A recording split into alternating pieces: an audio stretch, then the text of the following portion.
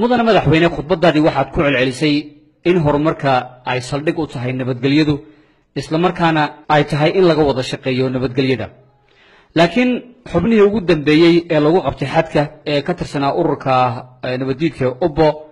oo Eritrea ka yimid waxay sheegeen inay muqdisho isku soo abaabuleen marka arrinta maxaad ka oran lahayd nabadgelyadu waa waxyaabaha laga wada shaqeynayo oo runtii horeyna aad looga ballamo dawladda Ethiopia iyo dawladda Soomaaliya ay ka ballameen in laga wada shaqeeyo kamid tahay hadda kooxahaas waa kooxa maxaan ku yiraahdaa tuuga oo dhuumaanaysanayo oo ilma eegtaa la yiri meelaha ka dusayo oo meelaha muxuu ahay hay'adaha amnigu ay anay joogin ama meelaha qolada kale saaxiibadooda ee nabadiidka ah meelaha ay joogaan ama shabaabka ku soo dhax dhuumanayo oo soo marayo ubadda shabaabde ugusde alqaacidade waxaanay cid kasta oo dadka iyo deegaanka deganaanshiyo u diidan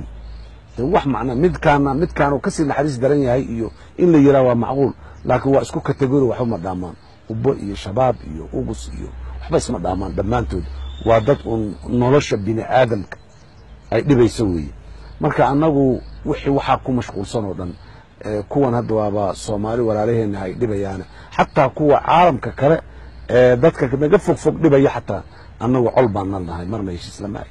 wixii tuuganimo oo soo baxsado meel ka soo duso waa gooni laakiin anagu dalka Ethiopia waa kala shaqeynayna wax kasto oo Ethiopia caqabad ku keenayna waa wax Soomaali caqabad ku hayo way jirtaa in dhinaceena ay kooxo badan oo